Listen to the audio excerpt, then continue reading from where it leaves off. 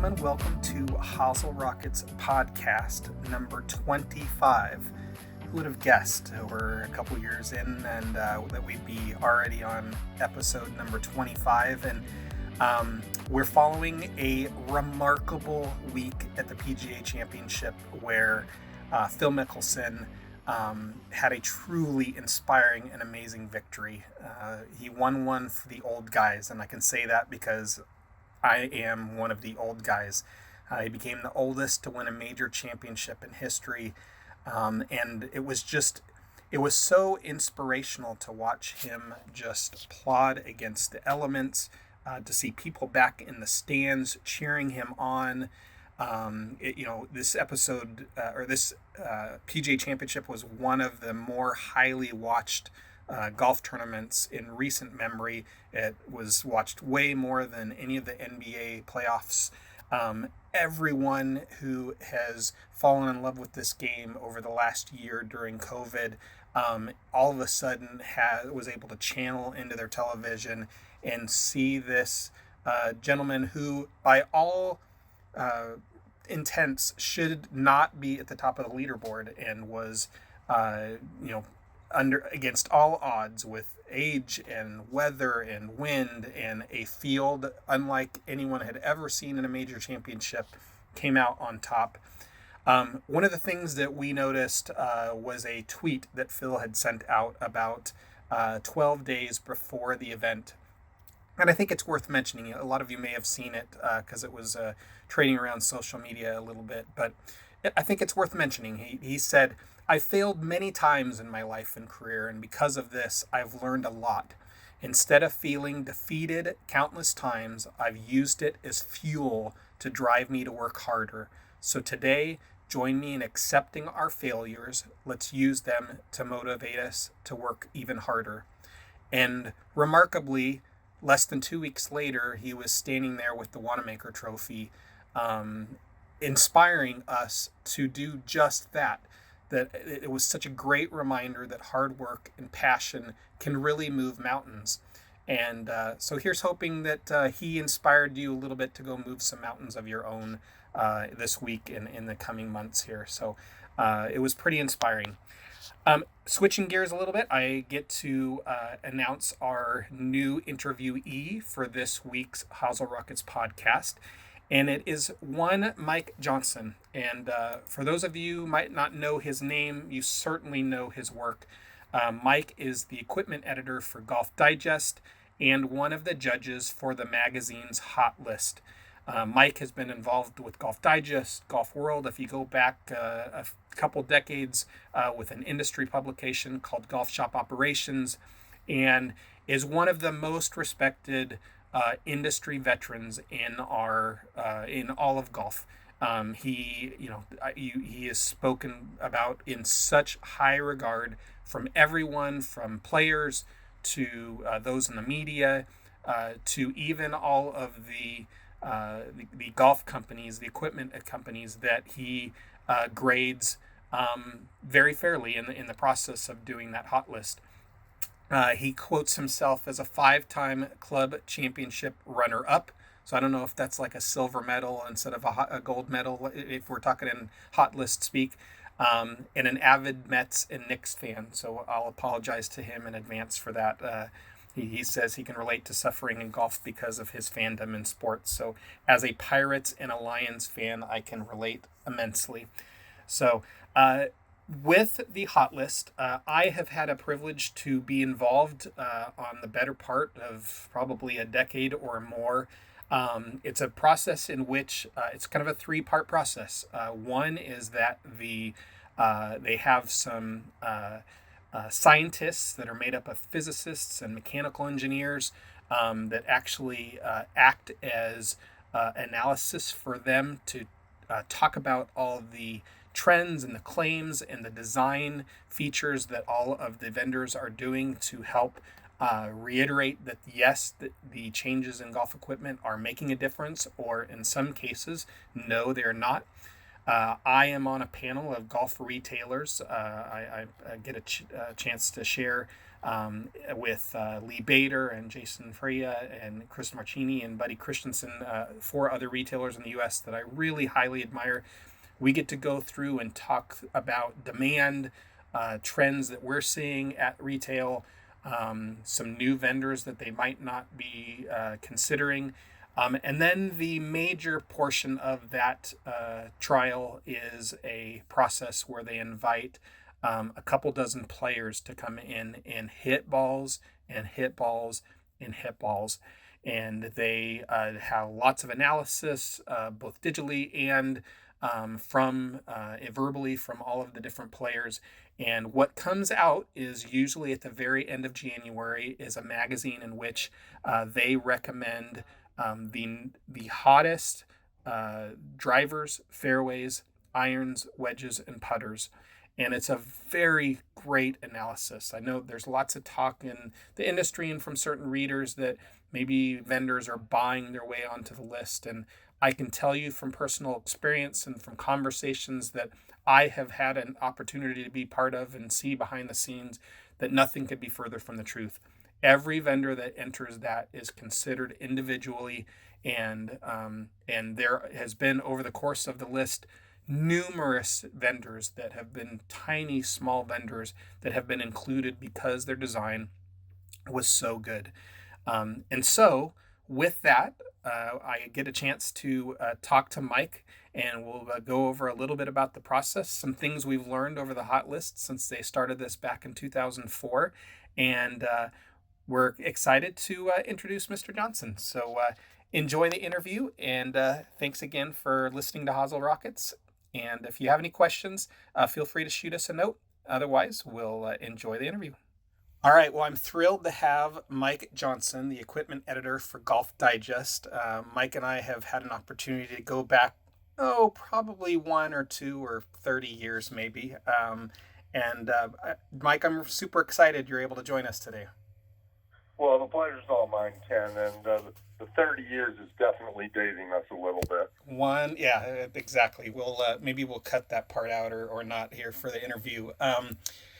As I mentioned in the opening, Mike is in charge of what is probably the preeminent magazine edition of our industry every year with the Golf Digest Hot List. And Mike, why don't we start with just maybe kind of giving the listeners a scope or a scale of kind of this endeavor and how many clubs are involved and so forth?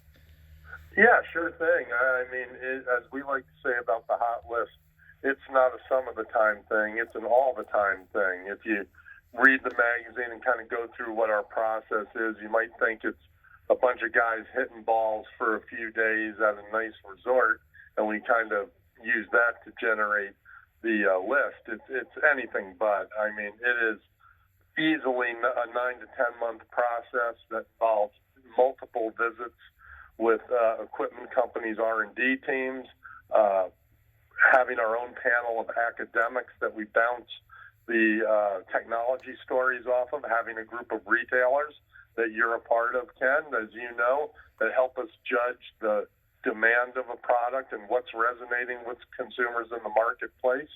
And at the end of it, this past year we had 230 clubs that were sent for consideration, and at least individual models. We had a lot more actual clubs, but 230 models. And we boiled it down to 137 that either won a gold or silver medal. And what that means to the consumer is we think this product has an audience, and it's probably worthy of your consideration. I know when we go down to the testing each year, you guys usually have this C train filled with golf clubs, and it just gives me anxiety knowing that there's so many golf clubs out there, and that's just a partial of it, right? I mean, you guys have narrowed it down even prior to some of the testing. Absolutely. It has to be a manageable number. You can't have people hitting, 40 drivers. They just can't stand up to that. So there is a little bit of what we refer to as local qualifying ahead of time, where we kind of put it through a mini process that mirrors what we do. We consider the technology. We consider the demand. We hit the product and try to figure out, does it look good? Does it sound good? Does it feel good? Does it produce the type of trajectory and shot that I would expect out of a club? And if it does, it advances along. And if it doesn't, it kind of gets left behind. But yeah, we probably easily at the end of it all have $250,000 to $350,000 worth of golf equipment that has been sent into us, and we get that kind of cooperation from manufacturers because they know the importance of the hot list, and I think they respect the thoroughness of its process. Certainly, it speaks to the integrity of what you guys are doing. You mentioned the academics, and I've had the privilege of coming in a half day early when we're doing the selection and just kind of sit in the corner and as a fly on a wall and have them discuss theories and designs. Talk through kind of the importance of maybe kind of who these scientists are and their education backgrounds, but then the importance of having them involved in the process. Absolutely. We have 7 leading academics at universities, not only around the United States, but a couple in Canada as well. So it's not just a bunch of eggheads who are talking, collision theory. I mean, they understand what a golf club is and what it's supposed to do and the basic physics about a golf club. Mike Statura, my partner in this process, and I, for working stiffs, we're pretty good about figuring out technology stories and innovations, but these academics really know it. And if there's one good thing that came out of COVID as it relates to the hot list, it was instead of having all these face-to-face meetings with manufacturers, they were all via Zoom, and that allowed our academic panel to come join in on so many more of these meetings with the R&D teams and ask their questions, get the answers, and it really greatly assisted us in formulating our innovation scores for this year. Maybe Statura more than you, but you guys both have maybe a healthy dosage of skepticism when new designs are coming in. Having those scientists involved in that, I think, can instantly validate or invalidate some of the claims, right? Without question. And actually, it's more the other way around, believe it or not. Really? I'm more skeptic. I used to actually walk into these meetings with a yellow referee flag that had the initials BS on it, and I would throw it on the table if something just sounded way too outlandish. But you're right. Having the academics kind of in the Zoom room with us really kept everybody honest, and it was really fun to be a part of because Mike and I learned so much more. We learned kind of what better questions we could ask, things to focus on, and thankfully, very few of the tech stories do we get off the meeting and the academics are like, yeah, no, that's just some garbage. What they really are telling us is, hey, that's a really interesting path. We like that a lot. That makes complete sense.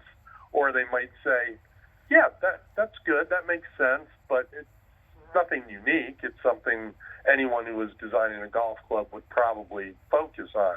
So when you are discerning degrees of excellence, and that's really where we're at now, in the first year of the hot list in 2004, there was really good product, kind of good product, and a lot of garbage. There's no garbage anymore. It's all really good, and it's made it tougher to come to decisions, but it's made it where we need to be even more thorough in order to feel confident in those decisions. You mentioned a little bit of that evolution of product, and one of the things I love about the hot list is that, whether you are Callaway or Adele Golf, you are still going through the same submission process and the same evaluation process. What has been kind of the importance of the smaller vendors over the course of the hot list, and how have they kind of played a role maybe as the industry as a whole? Yeah, I think for us, the real fun of the hot list is when a product emerges from a company that's not one of the big five, or as we like to refer to them, the mid-majors, which are the, kind of Mizunos of the world, and maybe Cobra. But, when an Adele product or a Bettinardi product, or back early in the years, the Bobby Jones fairways and hybrids did extremely well. I think it gives the hot list legitimacy. We hear the cries, it's all bought and paid for, it's all big advertisers. I yawn when I hear that, because it's also littered with product from smaller companies that otherwise people would never hear from. And I think the importance to the industry is it keeps you on your toes, and a lot of these smaller companies come out with innovations that really are intriguing. Some of the things Adele has done with its putters, you shortly thereafter see other companies kind of copying what they do. And I think that's great. If we can bring good ideas to golf, it not only helps the industry, it helps the everyday player.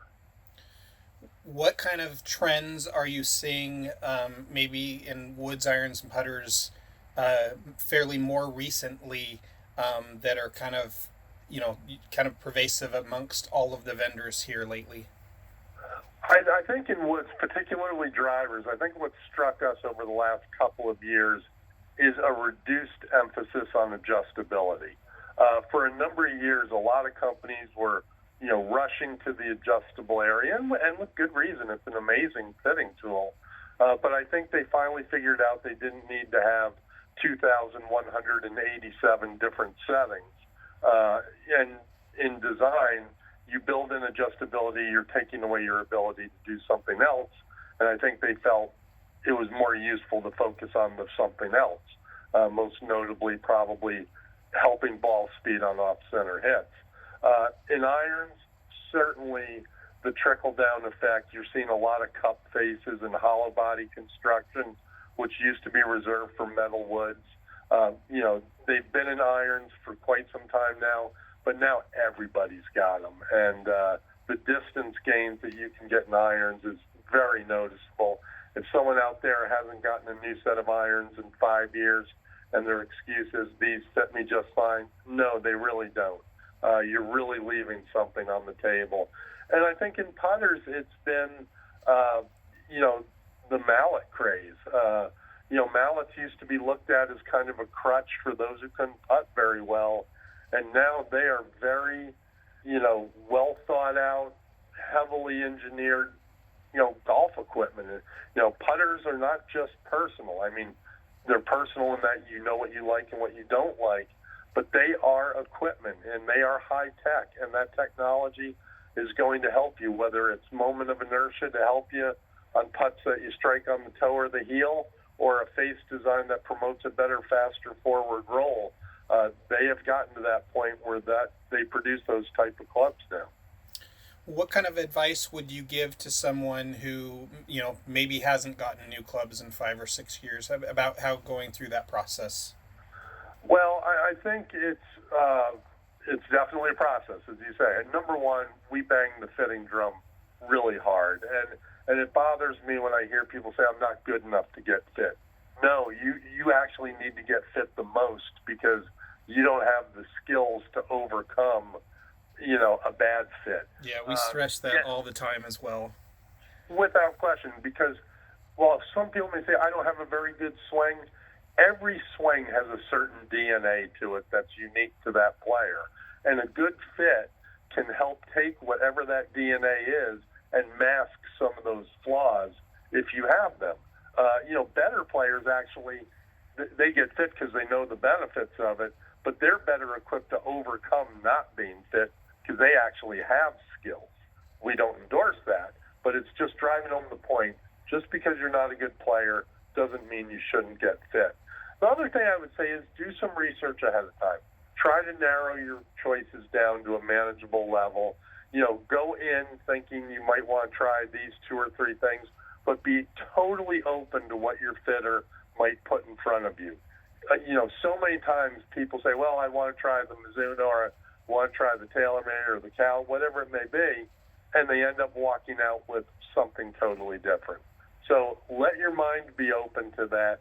And then finally, be a little bit cautious of a fitter that just wants to fit you to your Sunday punch. Say you're getting fit for a driver and you hit a bunch of balls and you just smoke 2 of them. And the fitter's kind of like, oh, there you go. That's it. That's for you. No, because that's not your normal game. You want to be fit to your average shot. So be on the lookout for that. Most good fitters will steer away from that. But, fitters are businessmen too. Sometimes they're looking to sell you a club.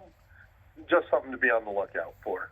Yeah, I'll throw in there secondly too. Most of the fitters have an opportunity to do averages of shots, and so, when we're doing fits in our player performance studio, we'll average, your 10 most average shots and then compare them against one another. So, Mike, you're right on line there with not comparing peak shot versus peak shot.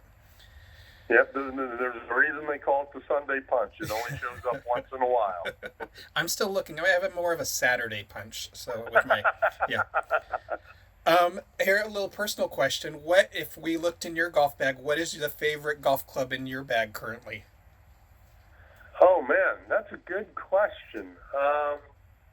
I would say it's my wedges. I have a trio of Cleveland RTX4 wedges that I was fit for 50 degrees, 54, 58.